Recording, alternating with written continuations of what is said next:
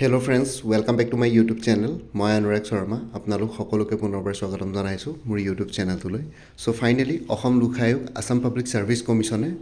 গোটেইখিনি কাৰেকশ্যন কৰাৰ পিছত যোৱাকালিৰ যোনটো combined competitive examination 2024 final results declare কৰাৰ পাছতো কেঞ্চেল কৰিছিলে এতিয়া আজি ফাইনেলি ৰিজাল্টছ ডিক্লেয়াৰ কৰিলে ঠিক আছে চ' এইখন হৈ গ'ল PDF ৰিজাল্টৰ আপোনালোকে অফিচিয়েল ৱেবছাইটত পাই যাব যদি কেনেবাকৈ ল'ব নোৱাৰে তেতিয়াহ'লে মই ভিডিঅ' ডেছক্ৰিপশ্যনটো লিংক দি দিম ৰিজাল্টৰ ছিটখনৰ আপোনালোকে তাতে গৈ পেলাই ৰিজাল্টটো চাই ল'ব পাৰিব চ' ইয়াতে আজি 17 ফেব্ৰুৱাৰীত তেওঁলোকে ৰিজাল্টছ ডিক্লেয়াৰ কৰিছে আৰু গোটেইখিনি এডজাষ্টমেণ্ট কৰাৰ পিছত আগতে 286টা তাতে নাম আছিলে যোৱাকালিৰ যোনখন ৰিজাল্ট ছিট আছিলে কিন্তু আজি 288টা কেণ্ডিডেটছৰ নাম আছে কাৰণ 288টাই মানে মেক্সিমাম ভেকেঞ্চি এবাৰ এডভাৰটাইজ হৈছিলে কম্বাইণ্ড কম্পিটিটিভ এক্সামিনেশ্যন 2024ৰ কাৰণে চ' ইয়াতে দেখিছে the commission hereby recommends the following candidates for the services post in order of merit reservations and preferences opted by the candidates so' ইয়াতে যোনখিনি কি বুলি কয় ছাৰ্ভিচ কেডাৰ্ছ বা পোষ্ট ইয়াতে তেওঁলোকক ৰিকমেণ্ডেড কৰা হৈছে সেইখিনি on the basis of merit reservation ছিষ্টেমটো ইয়াত এপ্লিকেবল হৈছে আৰু লগতে প্ৰিফাৰেঞ্চেছ যেতিয়া আপোনালোকে মেইনছৰ কাৰণে প্ৰিফাৰেঞ্চ দিয়ে ফাৰ্ষ্ট প্ৰিফাৰেঞ্চ ছেকেণ্ড প্ৰিফাৰেঞ্চ মানে ছাৰ্ভিচ প্ৰিফাৰেঞ্চেছবিলাক সেইখিনি কনচিডাৰ কৰাৰ পিছত এইখন তালিকা তৈয়াৰ কৰা হৈছে চ' ইয়াতে সেইটো কাৰণে কম্বাইণ্ড কম্পিটিটিভ এক্সামিনেশ্যনত এনেকুৱা নহয় যে আপোনালোকে হায়েষ্ট মাৰ্কছ পাইছে বুলি ACS পাবলৈও তাতে আপোনালোকৰ প্ৰিফাৰেঞ্চৰ কথা আছে কেতিয়াবা কাৰোবাৰ যদি ফাৰ্ষ্ট প্ৰিফাৰেঞ্চ APS থাকে তেতিয়াহ'লে হয়তো ACSতকৈ বেছি কাট অফ মাৰ্কছ পালেও APS পাব ACS নাপায় চ' তেনেকুৱা ধৰণৰ কথা ইয়াতে কোনো ছাৰ্ভিচ কেডাৰৰ কাৰণে এনেকুৱা নহয় যে হায়েষ্ট মাৰ্ক পোৱাটো সদায় ACS পাব লাগিব তেনেকুৱা কথা নাই যদি তেওঁৰ প্ৰিফাৰেঞ্চ APS থাকে তেনেহ'লে APS পাব বা তেনেকুৱা অন্য যিকোনো ছাৰ্ভিচ কেডাৰ থাকিলে তেনেকুৱা হ'ব চ' ইয়াতে প্ৰথমটো হৈ গ'ল Assam civil service junior grade total 45টা পোষ্ট আছিলে ইয়াতে গোটেইখিনি ব্ৰেকআপ কৰা হৈছে ঠিক আছে অ'পেন কেটেগৰী 24টা তাৰে ৰিজাৰ্ভ ফৰ উইমেন আছে 7টা OBC MOBC 13টা ৰিজাৰ্ভ ফৰ উইমেন আছে 3টা ইনক্লুডিং মৰাণ এণ্ড মটক ঠিক আছে দুজনকৈ মৰাণ মটক ইয়াতে ইনক্লুড কৰা হৈছে ইয়াৰ আগৰ ৰিজাল্ট ছিটখনত আই থিংক মটক আছিলে মৰাণ নাছিলে আপোনালোকে যদি চাই ভালকৈ চ' SC এটা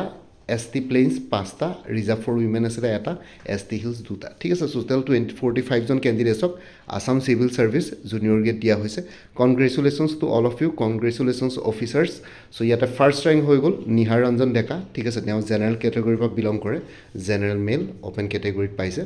ছেকেণ্ডজন হৈ গ'ল ৰাজনীশ শৰ্মা 3 নম্বৰগৰাকী হ'ল পাঞ্চালী দেৱী ঠিক আছে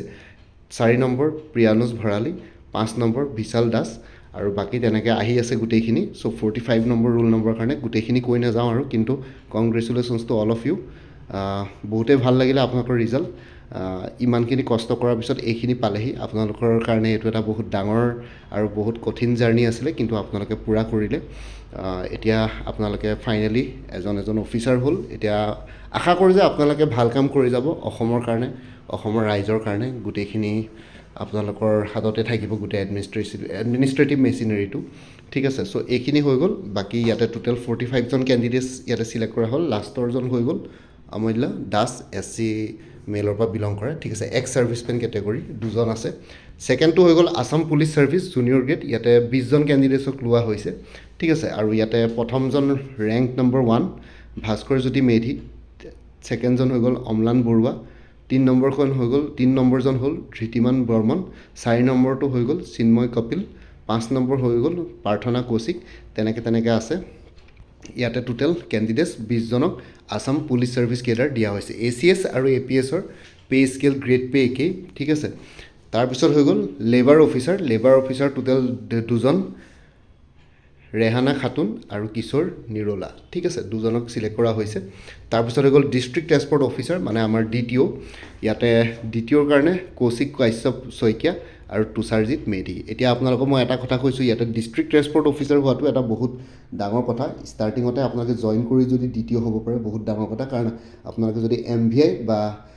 কি বুলি কয় এনফৰ্চমেণ্ট ইনস্পেক্টৰ হৈ পেলাই DTO হ'বলৈ যায় কেতিয়াবা বহুতে বুঢ়া বয়সত গৈ পেলাই DTO হয়গৈ কিন্তু গোটেই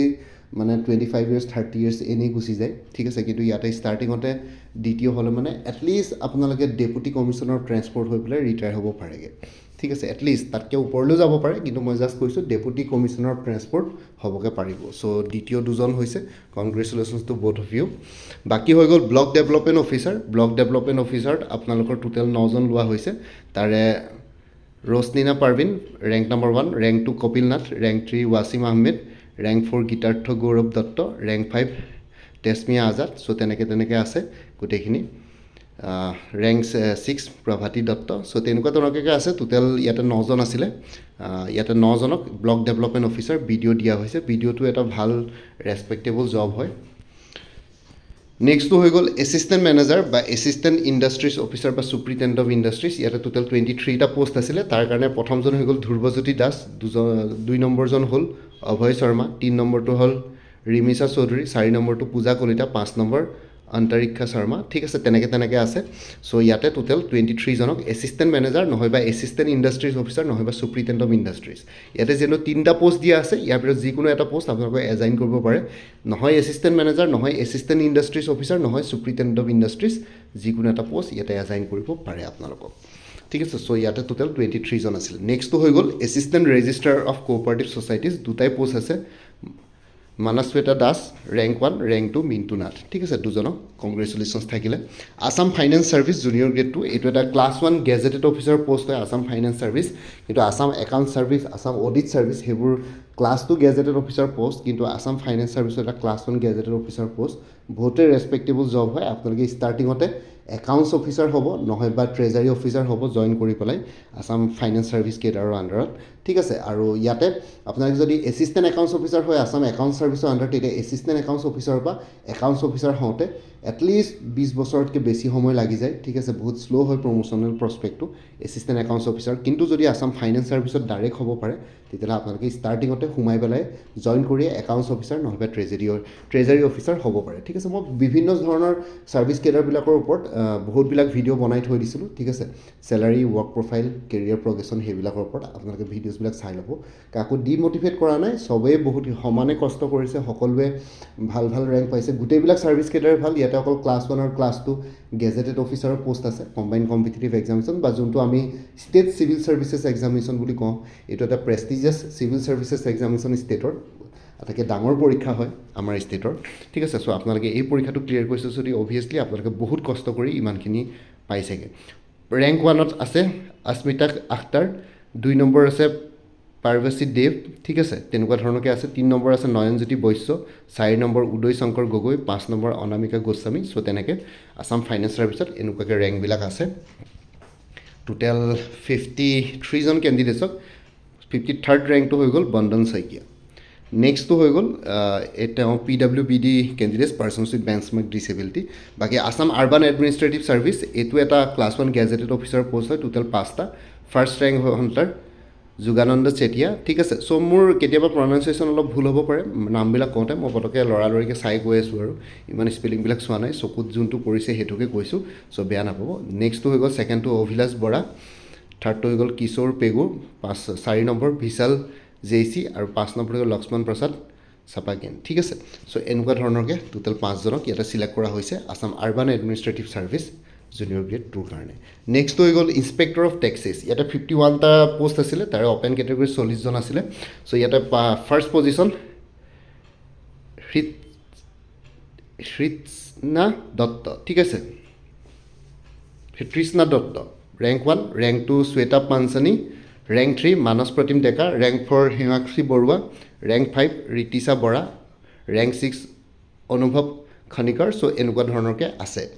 চ' ইয়াতে টোটেল 51 জনক চিলেক্ট কৰা হৈছে লাষ্টৰ ৰেংকটো হৈ গ'ল দেৱপ্ৰসাদ পাছানী তেওঁ এক্স ছাৰ্ভিচমেন আছিলে SC ৰিজাৰ্ভ কেটেগৰী নেক্সটটো হৈ গ'ল ইনস্পেক্টৰ অফ লেবাৰ টোটেল 10টা পোষ্ট আছিলে ইনস্পেক্টৰ অফ লেবাৰ তাৰে ফাৰ্ষ্ট ৰেংক হৈ গ'ল গীত বৰ্ষা দাস ছেকেণ্ডটো হৈ গ'ল অংকুৰজ্যোতি বৰদলৈ থাৰ্ডটো হৈ গ'ল নাফিছা অঞ্জুম হুছেইন 4 নম্বৰটো হৈ গ'ল হিমাক্ষী তামুলী তেনেকুৱা ধৰণৰকৈ আছে টোটেল 10টা পোষ্ট আছিলে ইনস্পেক্টৰ অফ এক্সাইজ ইয়াতে 12 নম্বৰ যোনটো ছাৰ্ভিচ কেডাৰ হয় ইয়াতে 19 জন আছিলে ফাজলুল জুবেদ ঠিক আছে ধৰিত্ৰী বৰকটকী অলিনা চৌধুৰী ঠিক আছে এনেকুৱা ধৰণৰকৈ আছে ইনস্পেক্টৰ অফ এক্সাইজ টোটেল 19 জন আৰু আপোনালোকে ইয়াতে ৰিজাল্ট চিট চাই পেলাই একো কমপ্লেইন কৰিব নোৱাৰে ধুনীয়াকৈ তেওঁলোকে ৰিজাল্টছবিলাক ডিক্লেয়াৰ কৰিছে আগতে সেই মৰাণ মটকত যোৱাকালিৰ যোনটো আছিলে তাতে 288টা পোষ্টৰ এগেইনষ্টে 286 জনক দিছিলে দুজন ইয়াতে এক্সক্লুডেড আছিলে কিন্তু আজি কমপ্লিটলি 288 জনৰ ইয়াতে নাম আছে চ' ইয়াতে তেনেকুৱা একো প্ৰব্লেম হোৱা নাই আৰু কোনোবা বহিৰাগত বা বহিৰাজ্যৰ কোনোবা কেণ্ডিডেট সোমাইছে বুলি সেইটো কমপ্লেইন নকৰিব কাৰণ এমপ্লয়মেণ্ট এক্সচেঞ্জ ৰেজিষ্ট্ৰেশ্যন চাৰ্টিফিকেট লাগে ইয়াতে ঠিক আছে আৰু এমপ্লয়মেণ্ট এক্সচেঞ্জ ৰেজিষ্ট্ৰেশ্যন চাৰ্টিফিকেট বনাবৰ কাৰণে আপোনালোকক আকৌ অসমৰ গোটেইখিনি বস্তু দৰকাৰ পৰে আধাৰ কাৰ্ডৰ পৰা গোটেইখিনি ঠিক আছে ৰেচিডেঞ্চিয়েল প্ৰুফ চ' সেইটো কাৰণে ইয়াতে বেলেগ ৰাজ্যৰ কেণ্ডিডেটে নিশ্চয় ইয়াতে সোমোৱা নাই যোনখিনি আছে আপোনালোকে ইয়াতে যদি কোনোবা নন আছামিছৰ নাম দেখে তেওঁলোককো তেনেকৈ ইনচাল্ট নকৰিব কাৰণ নন আছামিছখিনিও ইয়াতে অসমতে থকা হ'ব পাৰে কোনোবা নন আছামিছ যদি কেণ্ডিডেটছ আছে অসমতে তেওঁলোকে জন্ম হ'ব পাৰে ইদাৰ তেওঁলোকে মাৰোৱাৰী হ'ব পাৰে বিহাৰী কমিউনিটিৰ হ'ব পাৰে বেংগলী কমিউনিটিৰ হ'ব পাৰে কিন্তু তেওঁলোকে অসমত কাৰণ অসমত বহুতবিলাক কমিউনিটি আছে এনেকুৱা নহয় যে অকল অসমত অকল অসমীয়াই আছে বহুতবিলাক কমিউনিটি আছে চ' তেওঁলোকৰ পৰা ইয়াতে পজিশ্যন পাব পাৰে ঠিক আছে চ' কমেণ্ট ছেকশ্যনত আপোনালোকে কমেণ্টছবিলাক অলপ ৰেচপেক্টেবল ৰাখিব ইয়াতে assistant employment officer 13 number post ইয়াতে যদি আপোনালোকে চাই 18টা পোষ্ট আছিলে 18টা মানে ছিটছ আছিলে তাৰে ৰেংক 1 হিমাংশু শেখৰ শইকীয়া ফুকন ছেকেণ্ডটো হৈ গ'ল আকাংক্ষা হাজৰিকা থাৰ্ডটো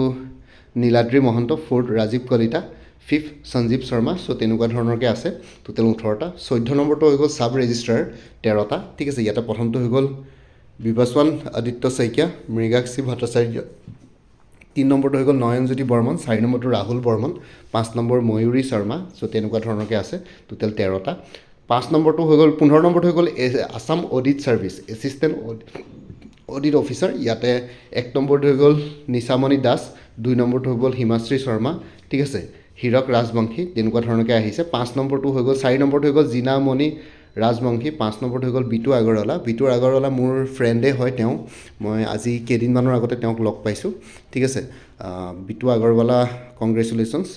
বাকী সকলোকে কংগ্ৰেচুলেশ্যনছ থাকিলে আৰু বাকী আপোনালোকে মোক এটা কাম কৰিব ইয়াতে টোটেল 16 জনক চিলেক্ট কৰা হৈছে আপোনালোকে কাম কৰিব আপোনালোকে মোৰ চেনেলৰ লগত যিসকল জড়িত হৈ আছিলে যিসকলে কম্বাইন কম্পিটিটিভ এক্সামিনেশ্যন 2024 দিছিলে যিসকলে ইয়াতে আপোনালোকৰ ছাৰ্ভিচ কেডাৰত নাম আনিবৰ কাৰণে সক্ষম হ'ল ঠিক আছে সেইখিনি কেণ্ডিডেটছে মোৰ এই ভিডিঅ'টোৰ কমেণ্ট ছেকশ্যনত আপোনালোকে কমেণ্ট কৰি জনাওক আপোনালোকৰ নাম তাৰপিছত আপোনালোকে কোনটো ছাৰ্ভিচ কেডাৰ পালে সেইটো আৰু ৰেংকটো এবাৰ জনাওক তেতিয়া মোৰ ভাল লাগিব এটা ৰেকৰ্ড থাকি যাব এতিয়া আপোনালোকে চাকৰি পালে একো প্ৰব্লেম নাই ধুনীয়াকৈ আপোনালোকে কমেণ্ট ছেকশ্যনত মোক জনাওক কাৰণ আপোনালোকৰ ছাৰ্ভিচ গোটেইখিনি বস্তু আহি গ'ল মোক জাষ্ট আপোনালোকে এইখিনি এটা লাষ্ট ফেভাৰ কৰক যে আপোনালোকে যিসকলে মোৰ চেনেলৰ লগত জড়িত হৈ আছিলে যিসকলৰ আজিৰ ৰিজাল্ট ছিটত নাম আছে তেওঁলোকে জাষ্ট কমেণ্ট ছেকশ্যনত তেওঁলোকৰ নাম তেওঁলোকৰ ছাৰ্ভিচ কেডাৰটো আৰু ৰেংকটো এবাৰ কমেণ্ট ছেকশ্যনত জনাব পাৰে তেতিয়া ভাল লাগিব সকলোৱে মোৰ ইয়াতে ভিউৱাৰ্ছখিনিও গম পাব ময়ো গম পাম মোৰো ভাল লাগিব যে আপোনালোকে মোৰ চেনেলৰ সৈতেও জড়িত হৈ আছিলে নট অনলি কোচিং ইনষ্টিটিউটছবিলাক মোৰ চেনেলৰ লগত জড়িত হৈ থাকিলেও মোৰ ভাল লাগে যে মোৰ চেনেলৰ লগত জড়িত হৈ থকা মোৰ ভিডিঅ'বোৰ চাই পেলাইও আপোনালোকে বহুতখিনি হেল্পফুল হ'ল ভালে আৰু লগতে আপোনালোকে আজি এইখিনি পাবৰ কাৰণে সক্ষম হ'ল চ' ভাল লাগিব চ' এবাৰ জনাব বাৰু শেষৰ ফালে বাকী congratulations officers congratulations to all of you সকলোকে অভিনন্দন থাকিলে বাকী আগলৈও আপোনালোকৰ যোনখিনি হ'বলগীয়া কাম কাজ আছে যোনখিনি আপোনালোকে কৰিবলৈ গৈ আছে সেইখিনিৰ কাৰণেও ভৱিষ্যতৰ কাৰণে গুড লাক থাকিলে ভালকৈ বেষ্ট উইচেছ থাকিলে ভালকৈ গোটেইখিনি কৰি যাব আমাৰ নিজৰ ৰাজ্যখনৰ কাৰণে নিজৰ মানুহখিনিৰ কাৰণে as a whole India as a কাণ্ট্ৰিৰ কাৰণে গোটেইখিনি কাম আপোনালোকে ভালকৈ কৰিব বুলি আশা ৰাখিলোঁ বাকী যিসকলৰ আজিৰ ৰিজাল্ট লিষ্টত নাম নাহিলে তেওঁলোকেও নিৰাশা হ'ব নালাগে বাকী নেক্সট কম্বাইন কম্পিটিটিভ এক্সামিনেশ্যন 2025ৰ কাৰণে হয়তো নটিফিকেশ্যন এইটো মাহৰ লাষ্টৰ ফালেও আহি যোৱাৰ সম্ভাৱনা আছে কিন্তু যিহেতু ইলেকশ্যন আছে যদি কেনেবাকৈ নাহিলেও আপোনালোকে ইলেকশ্যনৰ পাছতে পাই যাব কাৰণ কম্বাইন কম্পিটিটিভ এক্সামিনেশ্যনটো চাইকেলটো প্ৰত্যেক বছৰে চলি থাকে এইটো বছৰটো পাতিবৰ কাৰণে এইটো বাধ্যতামূলকভাৱে বাইণ্ডিং কৰা হৈছে ঠিক আছে চ' সেইটো কাৰণে প্ৰিপেৰেশ্যন কৰি থাকক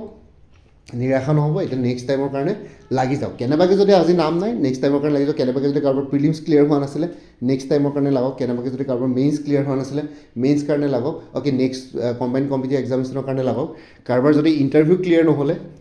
তেওঁলোকেও লাগক কাৰোবাৰ যদি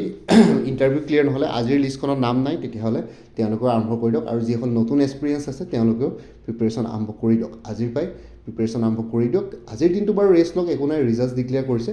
কাইলৈ পৰহিলৰ পৰা আপোনালোকে ষ্টাৰ্ট কৰি দিয়ক ধুনীয়াকৈ আকৌ এখন ৰুটিন বনাই পেলাই চ' নেক্সটটোত যাতে আপোনালোকৰ আজিৰ যোনখিনি কিবা ভুল হ'ল বা কিবা কাৰণত আপোনালোকৰ নাম নাহিলে নেক্সট টাইমৰ কাৰণে যাতে সেইখিনি যাতে প্ৰব্লেম নহয় নেক্সট ইয়েৰ যেতিয়া আপোনালোকৰ কম্বাইন কম্পিটিটিভ এক্সামিনেশ্যন 2025ৰ ৰিজাল্ট দিব তেতিয়া আপোনালোকে এইটো দিনত নিৰাশা হ'বলগীয়া নহয় ঠিক আছে নেক্সট টাইম আপোনালোকৰ নাম ইয়াতে চাব বিচাৰোঁ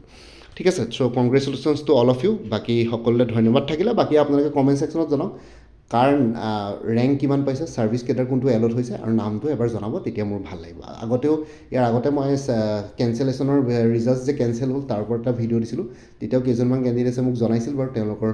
ৰিজাল্টছৰ কথা এতিয়া নেক্সট আপোনালোকে ইয়াতো জনাওক কাৰ কেনেকুৱা হ'ল মোৰ ভাল লাগিব বাকী আপোনালোকে যদি যিসকলে আপকামিং এক্সামছবিলাকৰ কাৰণে প্ৰিপেৰেশ্যন কৰি আছে তেতিয়াহ'লে কিছুমান কৰ্চেছ এভেইলেবল আছে যেনেকৈ গুৱাহাটী হাইকোৰ্টৰ জুডিচিয়েল এছিষ্টেণ্টৰ ফুল কৰ্চ এভেইলেবল আছে 350ত গুৱাহাটী হাইকোৰ্টৰ মাল্টিটাস্কিং ষ্টাফৰ ফুল কৰ্চ এভেইলেবল আছে 325ত মোৰ কৰ্চবিলাক PDF ফৰ্মেটত এভেইলেবল আছে MCQs ফৰ্মেটত মেথছ এপ্টিটিউড নিউমাৰিকেলছ কাৰণে step by step explanation formula গোটেইখিনি পাই যাব এজ পাৰ অফিচিয়েল চিলেবাছ গোটেইখিনি কভাৰ কৰা হৈছে GK English Assamese section maths ঠিক আছে কাৰেণ্ট এফেয়াৰ্ছ গোটেইবিলাক ইয়াতে কভাৰ কৰা হৈছে এইটো নম্বৰ হোৱাটছএপ কৰিব পাৰিব 9706557851 ঠিক তেনেদৰে DHS গ্ৰেড 3 নন টেকনিকেলৰ ফুল কৰ্চ এভেইলেবল আছে 350ত APSC কালচাৰেল ডেভেলপমেণ্ট অফিচাৰৰ ফুল কৰ্চ এভেইলেবল আছে 150ত কালচাৰেল ডেভেলপমেণ্ট অফিচাৰৰ পষ্ট এইবাৰ আহিব IIT গুৱাহাটী আৰু কটন ইউনিভাৰ্চিটিৰ জুনিয়ৰ এছিষ্টেণ্টৰ ফুল কৰ্চ এভেইলেবল আছে 300ত এইটো নম্বৰ হোৱাটছএপ কৰিব পাৰিব 9706557851 ADRE 3.0 ফুল কৰ্চ এভেইলেবল আছে 300ত ঠিক তেনেদৰে Assam police sub inspector assistant jailer forester grade 1 jail warden constable driver firemen grade 4 অন্যান্য পষ্টসমূহৰ কাৰণে ফুল কৰ্চ এভেইলেবল আছে 250ত এইটো নম্বৰ হোৱাটছএপ কৰিব পাৰিব 9706557851 আসাম কম্পিটিটিভ এক্সামছ বুলি এটা কৰ্চ আছে তাতে অসমৰ যিকোনো কম্পিটিটিভ এক্সামছৰ কাৰণে study materials including previous year question পেপাৰ্ছবিলাক ইয়াতে পাই যাব এই কৰ্চটোত ইয়াতে 400 ৰুপিছত এভেইলেবল আছে এইটোৰ থ্ৰুৱেদি আপোনালোকে ADRE Assam police DHS DME Guwahati high court APSCৰ ডিপাৰ্টমেণ্টেল এক্সামছবিলাক কভাৰ হৈ যাব এইটো নম্বৰ হোৱাটছএপ কৰিব পাৰিব লগতে APSC CDPৰ ফুল কৰ্চ এভেইলেবল আছে ইংলিছ আৰু জেনেৰেল নলেজৰ ওপৰত 200ত APSC ৰিচাৰ্চ এছিষ্টেণ্ট ফাইনেন্স বাজেটৰ ফুল কৰ্চ এভেইলেবল আছে 300ত এইটো নম্বৰ হোৱাটছএপ কৰিব পাৰিব 9706557851 29খন প্ৰিভিয়াছ ইয়াৰ কুৱেশ্যন পেপাৰ্ছৰ ছেটছ এভেইলেবল আছে উইথ এনচাৰ কিজ 100 ৰুপিছত লগতে current affairs maths aptitude numericals with step by step এক্সপ্লেনেশ্যনৰ ফৰ্মুলা এনেই কৰ্চবিলাকত ইনক্লুডেড আছে কোনোবাই যদি বেলেগকৈ ল'ব বিচাৰে যদি কাৰেণ্ট এফেয়াৰ্ছ 100 আৰু মেথছ এপ্টিটিউড নিউমাৰিকেলছ 75ত এভেইলেবল আছে এইটো নম্বৰ হোৱাটছএপ কৰিব পাৰিব 9706557851 APSC forest ranger soil conservation ranger ফুল কৰ্চ এভেইলেবল আছে ইংলিছ আৰু জেনেৰেল নলেজৰ ওপৰত 350ত আসাম এগ্ৰিকালচাৰ ইউনিভাৰ্চিটিৰ নন টিচিং পষ্টবিলাকৰ কাৰণে ফুল কৰ্চ এভেইলেবল আছে 300ত আৰু লগতে APSC assistant engineer junior engineer ফুল কৰ্চ এভেইলেবল আছে জেনেৰেল ষ্টাডিজ আৰু ইংলিছ গ্ৰামাৰৰ ওপৰত 250 ৰুপিছত এইটো নম্বৰ হোৱাটছএপ কৰিব পাৰিব 9706557851 আপডেটেড কাৰেণ্ট এফেয়াৰ্ছবিলাক মোৰ পৰা কৰ্চ ল'লে লাইফ টাইম পাই থাকিব তাৰ কাৰণে কোনো ফাৰ্ডাৰ পে'মেণ্ট কৰিব নালাগে এটা জাষ্ট ৰিমাইণ্ডাৰ মেছেজ দিলে হ'ল প্ৰত্যেক মাহৰ ষ্টাৰ্টিঙতে বা বিগিনিঙতে যে প্ৰিভিয়াছ মান্থ বা লাষ্ট মান্থৰ কাৰেণ্ট এফেয়াৰ্ছ লাগে মই লগে লগে আপোনাৰ ঘৰতে শ্বেয়াৰ কৰি দিম চ' কোনোবা যদি ইণ্টাৰেষ্টেড কেণ্ডিডেটছ আছে এইটো নম্বৰ হোৱাটছএপ কৰি জনাওক 9706557851 আপোনাক কোনটো কৰ্চ লাগে কৰ্চৰ কণ্টেণ্টছখিনি শ্বেয়াৰ কৰিম লগতে পে'মেণ্টৰ লিংক দিম পে'মেণ্ট কৰাৰ লগে লগে গোটেই কৰ্চটো নিজৰ হোৱাটছএপত PDF ফৰ্মেটত পাই যাব ইয়াতে যোনটো হোৱাটছএপ নাম্বাৰ দি আছে সেইটো অনুগ্ৰহ কৰি কল নকৰিব এইটো জাষ্ট হোৱাটছএপ মেছেজৰ কাৰণে এভেইলেবল কলৰ কাৰণে এভেইলেবল নহয় বাকী ভিডিঅ' ডেছক্ৰিপশ্যনৰ কমেণ্ট ছেকশ্যন চেক কৰক তাতে কৰ্চখিনি কথা আৰু এবাৰ উল্লেখ কৰি দিয়া আছে লগতে এটা প্লেলিষ্ট ক্ৰিয়েট কৰি থোৱা আছে APSC CC 2024 বুলি সেই প্লেলিষ্টত গ'লে এই পৰীক্ষাটোৰ লগত জড়িত সকলো ধৰণৰ ভিডিঅ'জ পাই যাব লগতে মোৰ আৰু এটা চেনেল আছে অসম আইকে বুলি সেই চেনেলটোৰ লিংকটো ভিডিঅ' ডেছক্ৰিপশ্যনৰ কমেণ্ট ছেকশ্যনত দিয়া আছে আপোনালোকে সেইটো চেনেলো ছাবস্ক্ৰাইব কৰি ল'ব পাৰিব চ' ভৱিষ্যতলৈ এনেকুৱা ধৰণৰ কম্পিটিটিভ এক্সামছবিলাক দিয়াৰ ক্ষেত্ৰত আৰু অলপ এক্সট্ৰা গাইডেঞ্চ পাই যায় বাকী APSCৰ আজিৰ এই ৰিজাল্টটোৰ লিংকটো ভিডিঅ' ডেছক্ৰিপশ্যনত দি দিম সেই তাতে লিংকত গ'লে এই ৰিজাল্ট শ্বীটখন আপোনালোকে PDF ফৰ্মেটত পাই যাব বাকী মোৰ ভিডিঅ'ছবোৰ চাই যদি ভাল পায় মোৰ চেনেলটো ছাবস্ক্ৰাইব কৰি ল'ব আৰু লগতে আপোনালোকৰ যিমানখিনি ফেমিলি ফ্ৰেণ্ডছ ৰিলেটিভছ আৰু চিনাকি এক্সপিৰিয়েঞ্চ আছে তেওঁলোকৰ লগত মোৰ চেনেলটো শ্বেয়াৰ কৰিব লগতে কমেণ্ট ছেকশ্যনত জনাব কিবা যদি কুৱেশ্যন থাকে ডাউট থাকে মই নিশ্চয় আপোনালোকৰ কুৱেশ্যনছ আৰু ডাউটছবিলাকৰ ৰিপ্লাই দিবলৈ চেষ্টা কৰিম বাকী আজিৰ ভিডিঅ'টো ইমানতে সমাপ্ত কৰি আপোনালোক সকলোৰ পৰা বিদায় ল'লোঁ কাইলৈ পুনৰ এটা নতুন ভিডিঅ'লৈ আপোনালোকৰ সন্মুখত উপস্থিত হ'ম তেওঁলোকে ভালকৈ প্ৰিপেৰেশ্যন কৰি থাকক সকলোৱে অল দি বেষ্ট থাকিলে bye and take care friends Bharat Mata কি জয় আই অসম